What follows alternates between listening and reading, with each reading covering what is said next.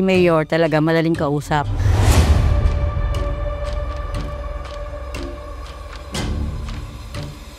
Si Mayor napakasipag magbarangay. Si Mayor kasi bata pa.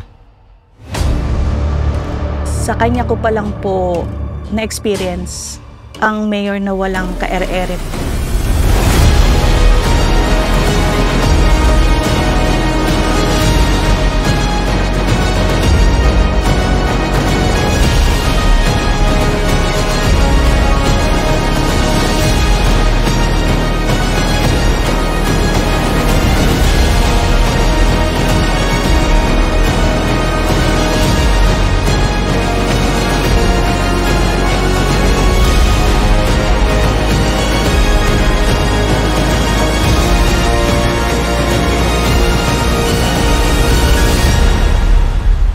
It was difficult. The transition time was very difficult for us kasi we had our doubts kung kami ba i-retain or hindi. Actually, halos wala ka nang kailangang pag-isipan pa eh. Automatically, sa history ng San Francisco, pag nag-change ang administration, you're out of the game. I consider her as a mentor, as a motivation to work sa LGU. Nakita ko yung brand of leadership niya. Nakita ko kung paano siya, even nung vice mayor pa lang siya, bilang elected at napili ng mga kababayan natin na maglingkod sa kanila, wala siyang pinipili. Walang bahid ng pamumulitika, walang bahid ng kung ano man ang kanyang pagsiservisyo, talagang para lamang sa tao, para sa bayan. Tinanong ako ni Mayor Cresna kung willing ba akong tulungan siya sa kanyang administration. And so, nung tinanong niya sa akin yun, ang aking first thought was, hanggang transition lang to. Kasi syempre kami, nasanay kami sa thinking na talagang papalitan kami. So nagulat ako nung sabihin ni Mayor Cresna na well, hanggang andito ako. From then, I realized na si Mayor ay tumitingin sa merit instead of political alignment. This office is a testament of that.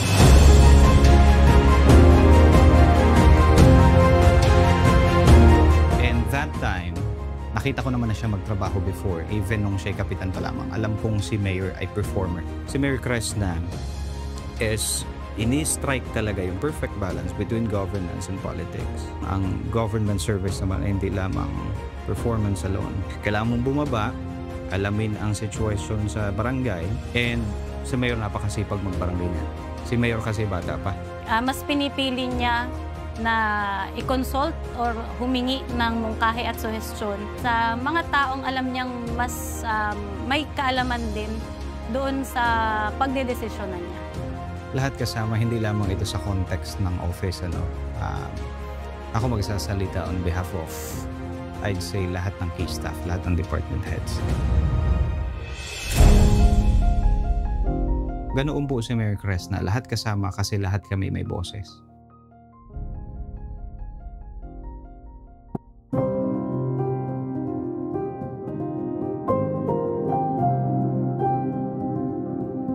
Ang LGU namin ngayon, currently, is a business-friendly government dito. Ang BPLO ay ang nangangalaga sa ating permitting ng mga nagnenegosyo. Ito yung binigay ni Mayor Cresna sa BPLO. Sabi niya, good luck, kaya nyo yan. Kaya ito lang yung kahit simple, talagang nakakip sa amin. Sinuportahan niya ang programa ng BPLO, yung launch ng Business Support Program. Nakapag-distribute tayo ng 5 business cards para bigyan ng muka ang mga ambulant vendors. Nagpo-promote sila para mas mapaganda pa. So tinatanong nila kaming mga negosyante kung ano yung mas ikagaganda at ika-asenso. Ang highest retention rate, ibig sabihin, marami ang business natin sustainable na nakapag-renew ng taong ito. Under the administration of Mayor Cresna, maganda dahil nakikita ko yung support ni LGU sa negosyante. Napakabilis, napakadali ngayon ang proseso nila.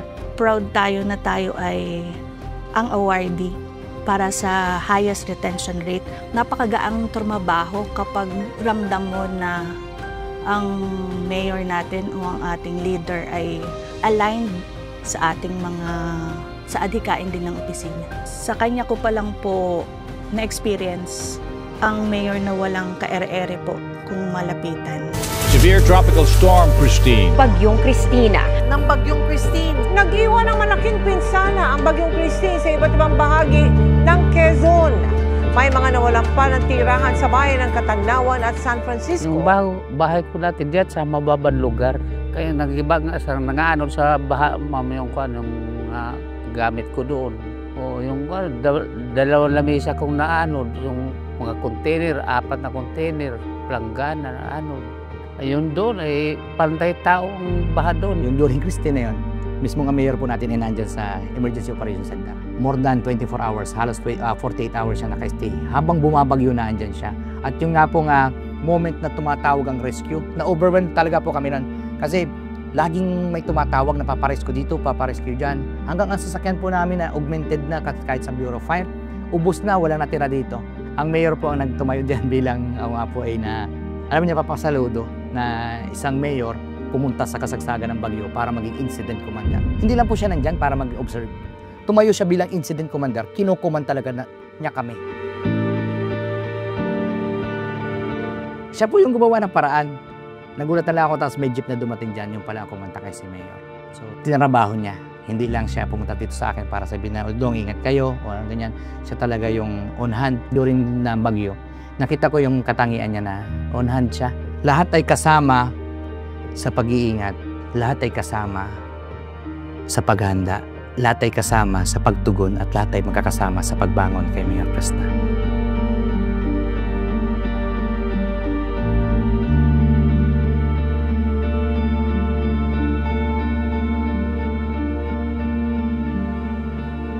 Ako po si Noel Evangelista.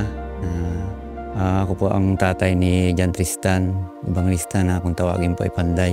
So nagkaroon po siya ng problema sa puso. Ayun, na-detect na may butas pa lang kanyang puso. Ay kailangan ng agarang operasyon. Dahil sabi nung doktor, pagka siya yung edad ng 19, no choice na siya. Hindi na siya pwedeng maraming proseso ng pagka-opera. Sabi namin, paano na anong magagawa natin yun, ng paraan.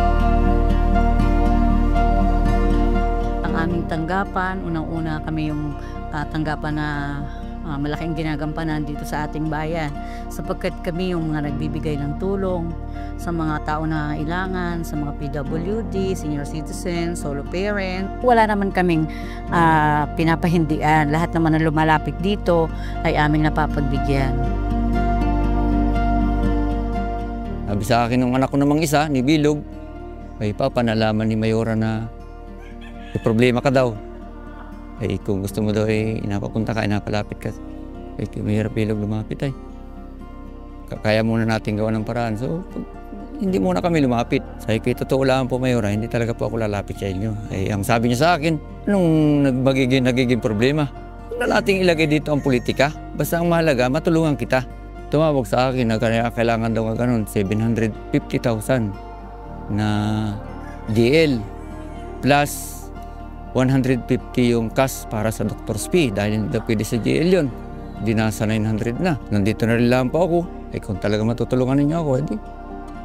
Tatanungin ko po isang napakalaking utang loob sapagkat alam ko po na kung kayo ang ibinigay ng Panginoon para kami matulungan, no choice kami.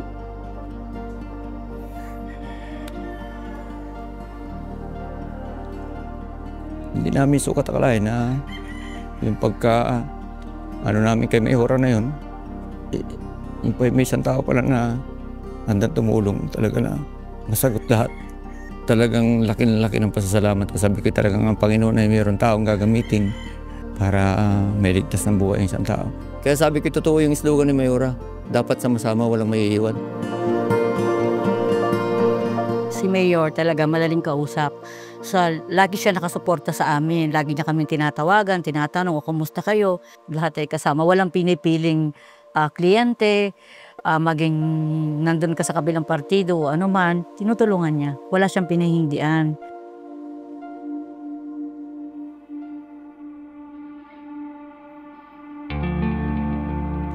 gulay kayo dyan.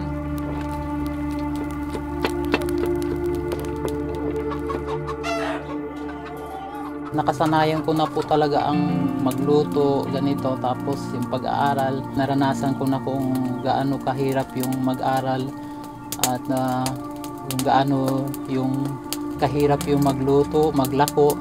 Pero inisip ko talaga na dapat ay ipagpatuloy ko yung aking pag-aaral at makatapos para pagdating ng panahon ay siyempre ay maranasan ko rin man lang kahit papaano yung magandang buhay. Ako po si Erfe Romano Jr. Napunta po ako dito sa SFMC. Nakapasa po ako ng scholarship. Ako po ay 48. Ang course ko po ay BSc, Bachelor of Science and Entrepreneurship. Trabaho ko po talaga ay nagluluto po ako ng mga kakanin, mga gulay, minsan mga merienda po. Yun po ay ibinibenta ko po sa aming sitio. Simula nung mag-aral na po ako ng grade 12, nakita ko po talaga na parang natatak po sa aking isipan na talagang napakaganda pala po na maganda yung may pinag-aralan. Kinontinuous ko na po yung pag-aaral ng first year hanggang ngayon po second year. Meron po kong pagkakataon na maganda po yung aking schedule. Halimbawa ay alas 10 po ang aking pasok ng umaga, ay nagluluto muna po ako ng mga gulay. Yan, tapos inilalako ko po ako sa mga bahay-bahay. Thank you po.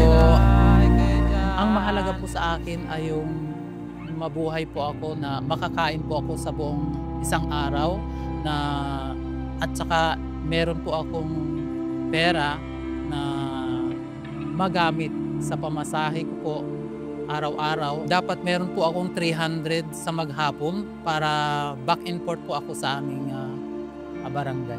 Dahil nagbabayad po ako ng ganong halaga kasi kasi 30 minutes po ang lakbayin paparito sa bayan, talagang meron pong future na darating po sa akin dahil sa ako, 48 years old na po ako.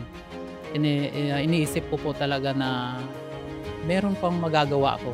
Kahit na matanda na po ako na nakapag-aral or makagraduate pa ako dito, I think 50 years old pagka nakagraduate na po ako dito. Siguro naman sa 10 years na nakagraduate ay sa tulong po ng SFMC ay maganda na magkaroon po ako ng siyempre hanap buhay. Ito ngayon ako, medyo talagang nagsasacrifice pa po sa pag-aaral, pero but the end of this school year, talagang nakikita ko po yung sarili ko na magiging success na po yung aking pag-aaral.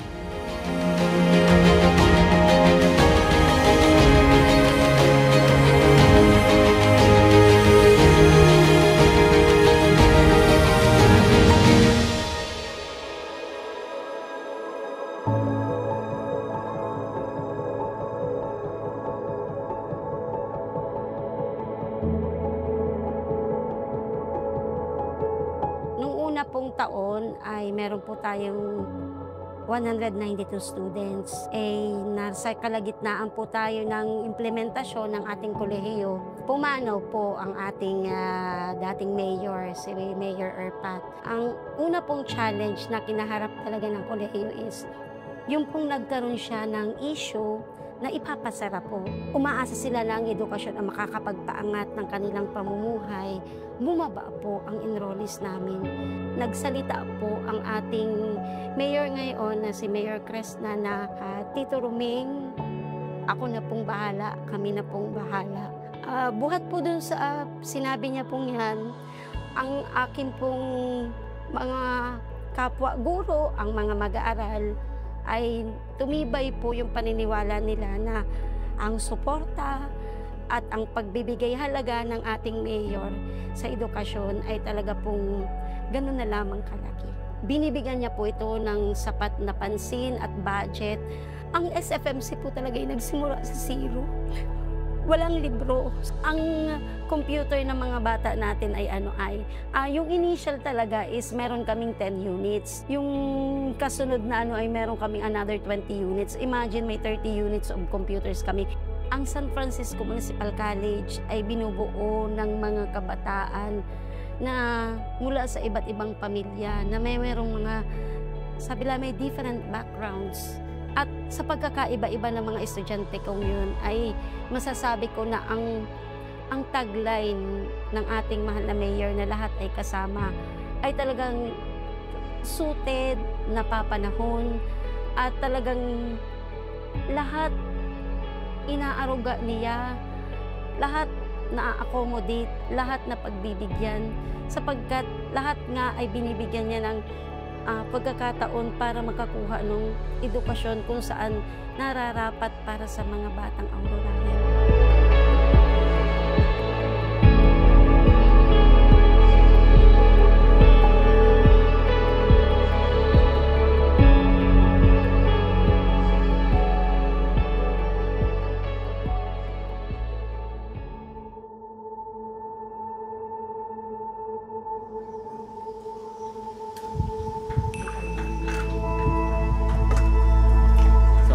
Si Ginoong Jerome Ruiz, 29 years old, taga Sitio Campari, Barangay Butanyad. Ako po ay isang pangulo ng samahan ng Corn Farmers Association. Pananaw ko po noon, ma'am, yung magsasaka pa lang, parang may mararating ba bilang magsasaka? Pinapagsumikapan po ng aming pong tanggapan na ang kapakanan ng ating mga magsasaka, ganun din ang ating pong mga mangingisda, na tulungan sila upang sa ganon ay makapag-promote po tayo ng tinatawag po natin na agricultural productivity. Paghasik, tapos babad ka sa init, talaga pong tiyaga lang po bilang isang magsasaka. Ayan din po ang ng magsasaka pag binabagyo ay wala po tayong magagawa. Po kasi nakalikasan. Sa ngayon po, hindi po kami kabado pag may mga panahon pong dumating sa amin. Gawa ng ang mga intervention po na galing sa DA ay na-insured na po namin sa municipal. Nagsisimula ang isang magandang kwento sa LGU sa pamamagitan ng pagtukoy ng mga programa na angkop sa pangangailangan ng ating maliliit na magsasaka at mangingisda. Kapag motivated ang bawat isa, ay nagkakaroon ng maayos na partnership. In the long run, ito yung makikita natin na makakatulong sa kabuhayan. Nagpapasalamat po kami ng marami sa ating pong municipal mayor, sa katuhan po ng ating mayor, Krishna A. Fernandez. Malaki pong pagbabago ang magsasaka ngayon dahil marami pong proyekto na binaba galing po sa pamalaang pambayan, katulad na lang po ng agriculture. Ang totoo po, nung una, hindi ko mapaniwalaan na kayang gawin ng isang punong bayan yung umupo, makinig, tapusin ang pagpupulong, lumakad ng matagal, maputik, may bagyo, mainit, tumawid sa ilog. Hindi ko yun inaasahan sapagkat hindi lahat ng mga naging punong bayan ay nagawa yung ganong kasimple. Sa administration ni Mayor Cresna, walang pinipili. Lahat na pwedeng maabot, lahat na pwedeng bigyan ng tulong, mapababae ka man, lalaki ka man, kung anumang sektor ng lipunan, sa agrikultura ang iyong kinabibilangan, naabot yan ng kanyang programa.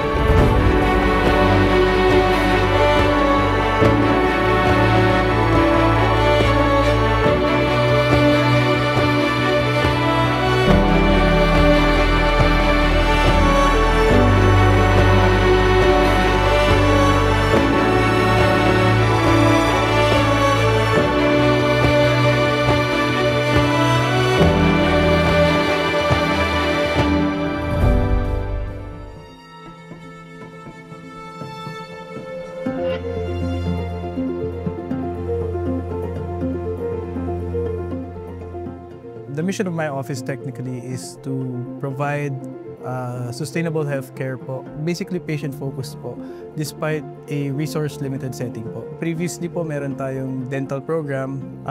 Meron po tayong Safe Motherhood program, which is mainly focused po sa maternal health natin. At saka dun sa mga panganak po sa barangay level. Immunization program po. Then rabies program. Meron po tayong infectious disease, included po dito ang TB, leprosy, at saka other infectious diseases like diarrhea. Si Mayor Cresna kasi very close siya with health. Ang focus talaga niya is ma-activate ang lying-in, mabigyan ng nutrition yung mga batang kulang sa nutrisyon, ma-address ang mental health, makausap at mabigyan ng tamang hustisya yung mga rape victims natin na makikita sa outpatient, and then mabigyan talaga technically ng assistance lahat. It's been easy to work with her kasi nakikinig siya sa mga opinion ng natin, ng mga heads of office. I can certainly say na talagang tinulungan ako ni Mayor Cresna, nagtulungan kami. Dahil sa kanyang political will, napupush kami na magawa yung mga hindi namin magawa natin. And dahil ngayon napupush kami na a-address namin lahat ng other concerns na dapat dati pa ay nasagot na natin.